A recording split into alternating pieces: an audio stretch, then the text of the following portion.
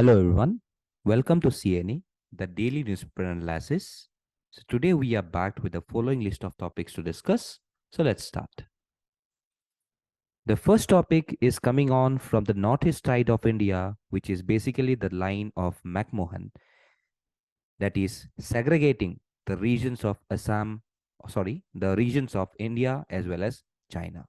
Okay, तो यहाँ पे हम लोग का जो एक बॉर्डर है विद चाइना, तो वहां से एक टेंशंस का सिनेरियो यहाँ पे उभर के आ रहा है। ठीक है, सो यहाँ पे एक लोकेशन है which is known as Tawang. तो वहां पे कम से कम 600 Chinese soldiers came inside the land of India for patrolling the respective area which is inside the region of Arunachal Pradesh.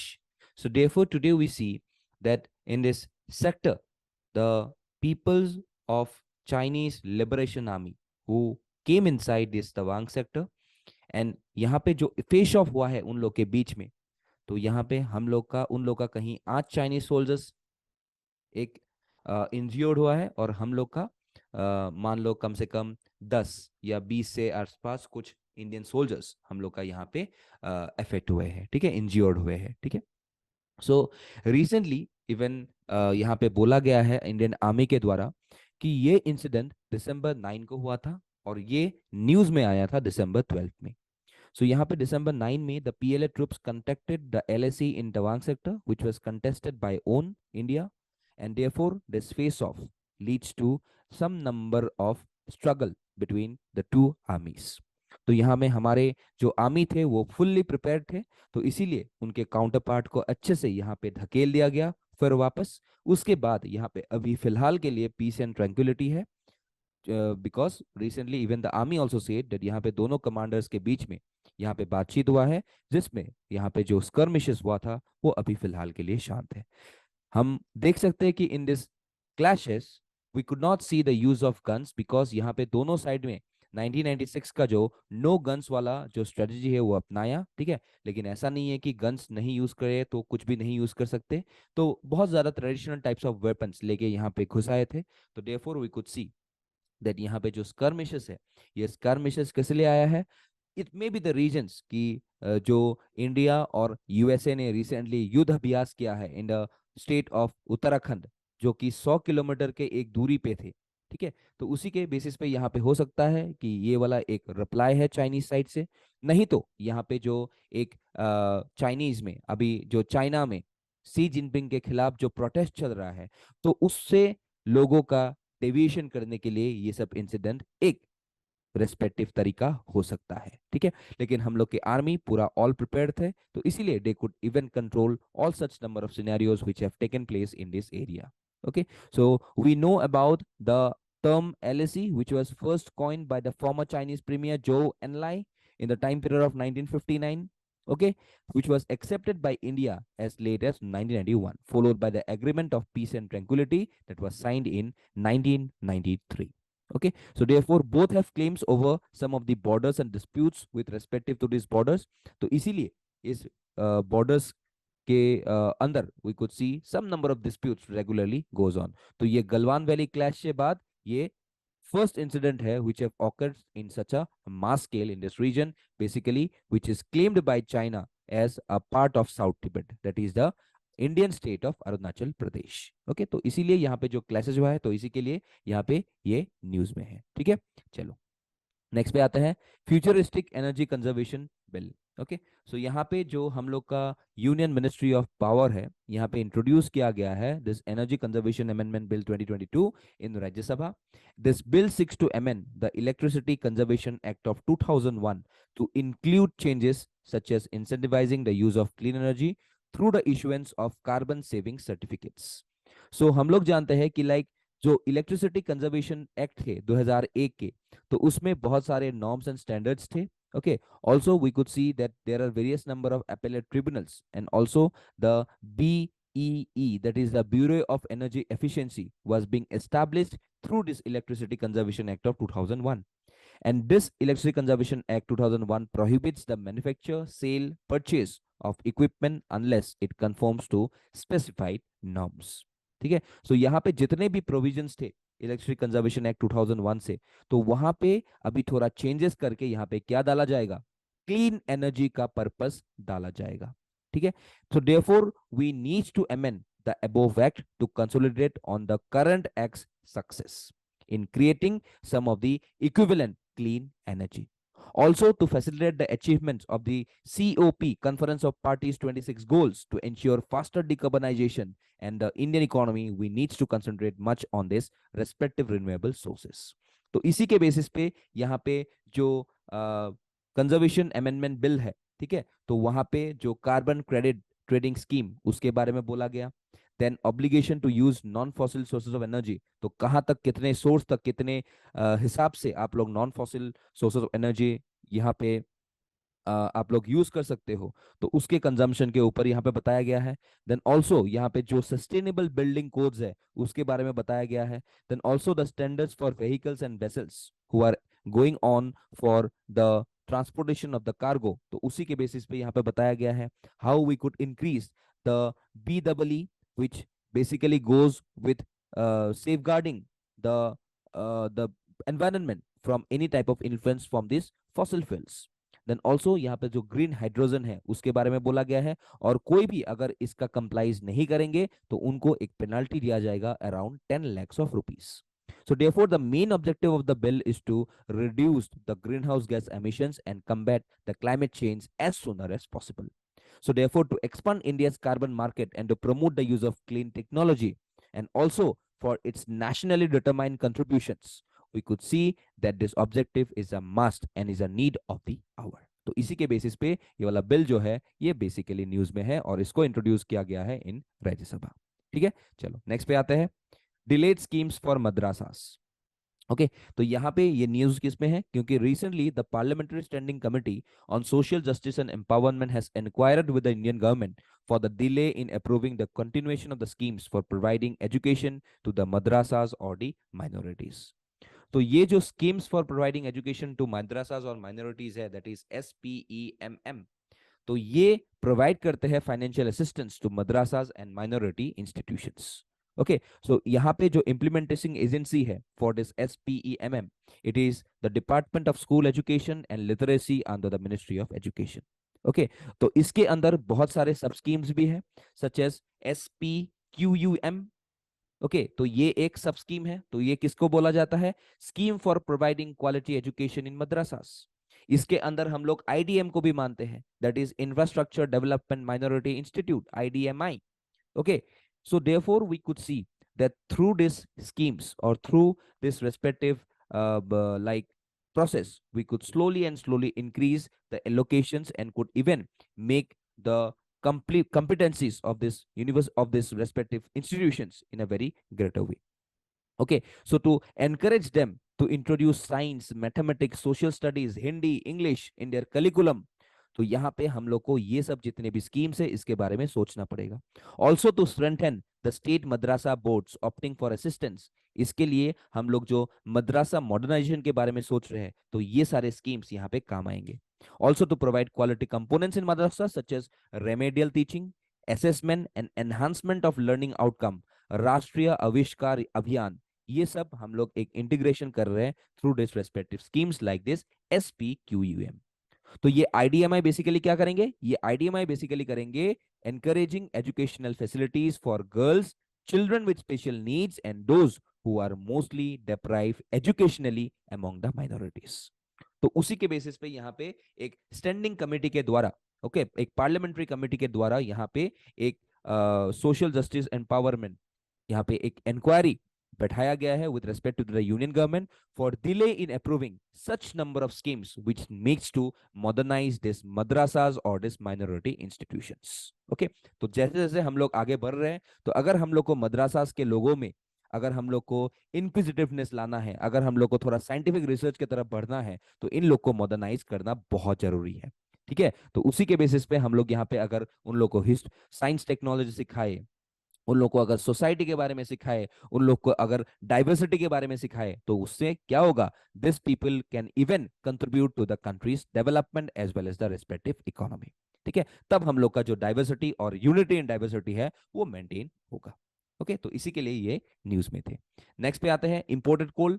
So we know that today we are importing more and more number of coal. तो यहाँ पे Indians import coal worth rupees 2.3 lakh crore in this period of April to September. तो आज हम लोग जानते हैं कि there are various number of coal in our country. So what is this coal? Coal is originated from organic matter. Okay, so when large tract of forests are buried under sediments, wood is burned and decomposed due to heat from below and pressure from above. So the phenomenon makes coal but takes centuries to complete. So today we have seen about the classification of coal and that can be done on the basis of carbon content and the time period. तो आज हम लोग जानते हैं कि on the basis of carbon content यहाँ पे हम लोग को 3 टाइप्स का कोल मिलता है। एक होता है एंथ्रासाइड, जहां पे 80 to 95% क्या रहता है, कार्बन कंटेंट रहता है। इसके बाद आता है हम लोग का बिटुमिनस, जहां पे 60 to 80% कार्बन कंटेंट रहता है। और लास्ट में हम लोग को मिलता है लिग्नाइट, जहां पे 40 to 55% कार्बन कंटेंट रहता है। ठीक है, so therefore today if you see anthracite, anthracite हम लोग के कहां पे मिलता है in our country? It can be found in small quantities in Jammu and Kashmir. और ये जो बिटुमिनस है ये बहुत ज्यादा अवेलेबल है, झारखंड हो गया, वेस्ट बंगाल हो गया, उड़ीसा हो गया, मध्य प्रदेश हो गया, छत्तीसगढ़ हो गया, तो उनमें हम लोग बिटुमिनस मिल सकते हैं। लिग्नाइट कहाँ पे मिलता है? लिग्नाइट मिलता है राजस्थान में, तमिलनाडु में और असम के लखीमपुर एरिया में मिलता है। ठीक है, so therefore today we could see that this coal has been hugely imported from some of the other countries, क्योंकि हमारे जितने भी कोल है वो हम लोग इमीडिएटली खत्म नहीं करना चाहते हैं। तो इसीलिए अभी फिलहाल के जहां पे ज्यादा मात्रा में कोल है तो उस कोल को हम लोग यूटिलाइज करते हैं, उस कोल को हम लोग बहुत सारे सेक्टर्स में हम लोग इसको यूटिलाइज करते हैं, so that they could be used in various number of activities and thereby we could directly in account or we could directly improve our respective industries or manufacturing sectors for the efficient use of this coal। क्योंकि आज India 55% of the country's energy needs किससे meet कर रहे हैं? कोल से meet कर रहे हैं। So therefore, we need this coal in a very rapid manner, and due to this rising population and expanding economy, we could see that energy uses in India is expected to rise in the coming times. So though we are transforming towards renewable source of energy, लेकिन फिलहाल के लिए हम लोग को कोल बहुत ज्यादा important है। इन इसी के लिए यहाँ पे देखा गया है कि हम लोग कितना ज्यादा कोल खरीद रहे हैं और कितना ज्यादा हम लोग का इकोनॉमी का एक हिस्सा कोल के लिए ही जा रहा है। तो उसी के बेसिस पे यहाँ पे ये न्यूज में थे, तो देख लेना। ठीक है, चलो नेक्स्ट हॉर्नबिल्स। तो hornbills recently we can see about the hornbill festival, okay, getting organized. Okay, तो यहाँ पे जो हॉर्नबिल फेस्टिवल है, ठीक है, ये बेसिकली मनाया जाता है in in this areas of Arunachal Pradesh. Okay, so ये अरुणाचल प्रदेश में हम लोग देखते हैं कि a study based on satellite data has indicated a high rate of deforestation in major hornbill habitats. Okay, and which is basically in Arunachal Pradesh और इन पार्ट्स ऑफ असम। ठीक है, so we have found out that the study find out that the satellite images are basically on the reserve forest of Papum and adjoining the Pakke Tiger Reserve, or which is known as the Pakhui Tiger Reserve in Arunachal Pradesh। ठीक है, तो यहाँ पे देखा गया है कि forest cover decline to around 76%, और इन लोग का जो रेट डिक्लाइन हुआ है वो अराउंड 8.2 स्क्वायर किलोमीटर का हुआ है from the period from 2013 to 2017। ठीक है, so therefore we could see that these areas were affected by illegal logging and various number of ethnical conflict। so therefore ये जो पापुम रिजर्व फॉरेस्ट है basically on the boundaries of the Indo Burma, ये एक biodiversity hotspot के अंदर भी आते हैं। ठीक है, सो इसीलिए यहाँ पे जो हॉर्नबिल्स है, जो फैमिली ऑफ बर्ड्स है found in tropical and subtropical Africa and Asia. Okay, so India is very much home to around 9 species of hornbills. तो देख सकते हो, okay, this 9 species of hornbills you can find in our country. Okay, तो यहाँ पे बहुत सारे हैं। Okay, so we can find in our in this areas like Arunachal Pradesh, जहाँ पे हम लोग पापुम रिजर्व फॉरेस्ट के बारे में बोल रहे हैं। तो यहाँ पे हम लोग ग्रेट हॉर्नबिल को देखा जाता है, तो ये की पहला है। Then we could find about the rat hornbill, तो जो कि ये है। ठीक है, then we could find about the oriental pine hornbill, ठीक है, जो कि आप लोग देख सकते हो ये है, जैसे दिस वाला। तो ये तीनों हम लोग इस पापुम रिजर्व फॉरेस्ट में देख सकते हैं। ठीक है, और पाक्के में चला जाओ तो पाक्के में आप लोग को ये जो रीफर्स वाला है, ये वाला मिल जाता है कहाँ पे? पाक्के में। ठीक है, so they are found in this respective area. और ऑल्सो ये जो ग्रेट हॉर्नबिल है ये एक स्टेट बर्ड है, किसका? अरुणाचल प्रदेश और एक southern state which is known as Kerala. ठीक है, so therefore this State bird of Arunachal Pradesh has got a cultural significance also of various number of ethnic communities in the northeast, especially the Nishi tribe of Arunachal Pradesh. Okay, so therefore they are referred to as the forest engineers or farmers of the forest for playing a key role in dispersing seeds of tropical trees and indicate the prosperity and balance of the forest they build nest in. So एक hornbill festival है वो जो कि celebrate किया जाता है in Nagaland is name after this bird. Okay, however, we could see that hornbill, which is the most revered and admired bird even for the Nagas. तो आज इनका जो conservation status है, because out of currently 26 out of the 62 species of hornbills are globally threatened or near threatened with extinction. So with all species listed as least concern according to the IUCN Red List, so the great hornbill is evaluated as vulnerable. ठीक है, जो कि हम लोग यहाँ पे पहले वाले देख सकते हैं. तो ये क्या है, vulnerable है, and therefore it is protected around Schedule 1 of the Wildlife Protection Act of 1972. So these hornbills are hunted for their casque, upper beak and feather for adorning headgear. तो यहाँ पे देख सकते हो इन लोग का जो बियर है, जो पीक है, ओके जो इन लोग का जो बिग्स है ये बहुत इंपॉर्टेंट है for fibre glass for respective headgears. तो इसलिए यहाँ पे उन लोग को मारा जाता है, उन लोग को पोचिंग किया जाता है इनके मांस के लिए भी, और इनका जो एक बॉडी का पार्ट है that is their body parts, basically their जो हिडन बॉडी पार्ट्स है, अंदर का एक बॉडी पार्ट्स है, तो this body parts are very much having a medicinal value and which is transported all the way to even south east Asia. So इसीलिए यहाँ पे उन लोग का जो नेचुरल हैबिटेट है वो आज इलीगल लॉगिंग्स, पोचिंग्स के कारण यहाँ पे उन लोग का जो मात्रा है वो कमते जा रहा है. So therefore, the results of the study underscored the need of hornbill habitat conservation efforts in India. So hornbill conservation must proceed along the twin paths of winning away tribal hunters through the provision of substitutes and nursing forest fragments back to health using sites. तो उसी के basis में हम लोग को ये जो बहुत बड़ा सा बर्ड है, बहुत सारा एक इंपॉर्टेंट बर्ड है जो कि एक बहुत खूबसूरत बर्ड भी है, तो इसको प्रोटेक्शन करना हम लोग के लिए बहुत एसेंशियल बन जाता है if we need to conserve nature. Okay, तो उसी के बेसिस पे ये न्यूज में था बिकॉज ऑफ दिस सर्वे. ठीक है, चलो नेक्स्ट पे आते हैं. Curbing individualism in public health. तो ये हम लोग का जो एडिटोरियल है, this editorial refers to the failure to examine and interpret public health problems from a population perspective in leading to ineffective and unsustainable solution as far as complex public health problems are concerned. तो यहाँ पे बोला गया है कि public health में problems क्या क्या है. तो आज हम लोग देखते हैं कि the problems associated with the public health approach is that the first one being the micronutrient supplementation at individual level is very much less as compared to the public level. ठीक है, तो यहाँ पे हम लोग ये पहला प्रॉब्लम देखते हैं. उसके बाद जो डायग्नोसिस किया जाता है, okay, and also the treatment of the solutions needs some number of modification with respective to the health behaviours. तो आज हम लोग बहुत सारे एक ऐसे प्रोग्राम चला रहे हैं जहां पे individualism is preferred over population based approach. Supposedly अगर मैं बोलूं प्रधानमंत्री जन आरोग्य योजना के बारे में, तो ये क्या है? It is a nation wide publicly funded insurance scheme and this falls under the Ayushman Bharat. So therefore, it is the largest insurance schemes in the country covering hospitalization expenses for a family of rupees 5 lakh a year.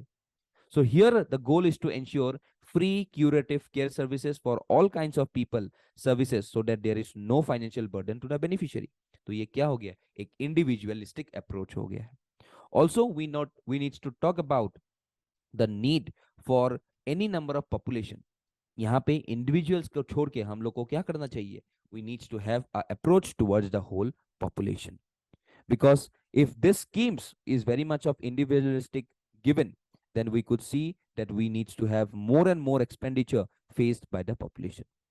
And therefore, across population, we cannot directly limit the number of public health care, and therefore it may directly hamper the population approaches. So यहाँ पे अगर मान लो let supposedly if we wish to have an effectively, अगर मैं COVID-19 के बारे में ही बोलूं, so it was evident that a COVID-19 vaccine cannot prevent people from getting the disease but only reduce hospitalization and deaths in the event of contracting COVID-19.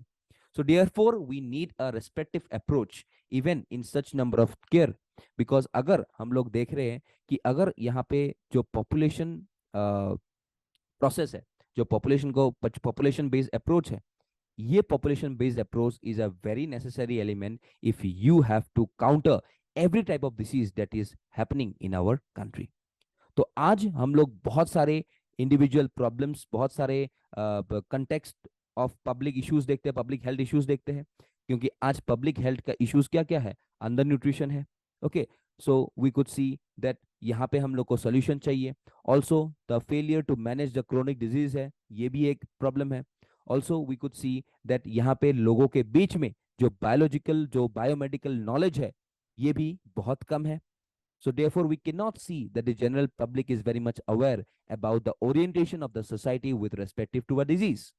तो इसीलिए यहाँ पे जितने भी हम लोग का प्रोग्राम्स है, इस प्रोग्राम्स को अगर हम लोग एक अच्छे अप्रोच के साथ अगर सॉल्व करें, so a strong tendency in public health to prioritize the individual oriented interventions over socially oriented population based approaches is a must of this time period. So आज population based healthcare planning is a need of the hour, and also to effectively manage pandemics like COVID-19, we need to have primary, secondary, and even tertiary healthcare facilities. So today, if you wants to decrease the morbidity profile across all age groups, it is important criterion for the curative care needs for a population. So therefore, there is a large scale data that points to this need and can be estimated across population. And therefore, the need of the population as a single unit also needs to be considered. So all forms of individualistic approach in public health need to be resisted to safeguard its original principles of practice via population prevention and social justice. तो उसी के बारे में यहाँ पे लिखा गया है कि how curbing individualism in public health can lead to a failure of the whole society and how it could be a detrimental for the progress of the society. Okay तो उसी के बेसिस पे ये एडिटोरियल में discussion किया गया था। तो we have got this 5 number MCQs, please do attempt this MCQs and do join us in our Telegram as well as WhatsApp channel by the link given below. So that's all for today. Thank you and Jai Hind.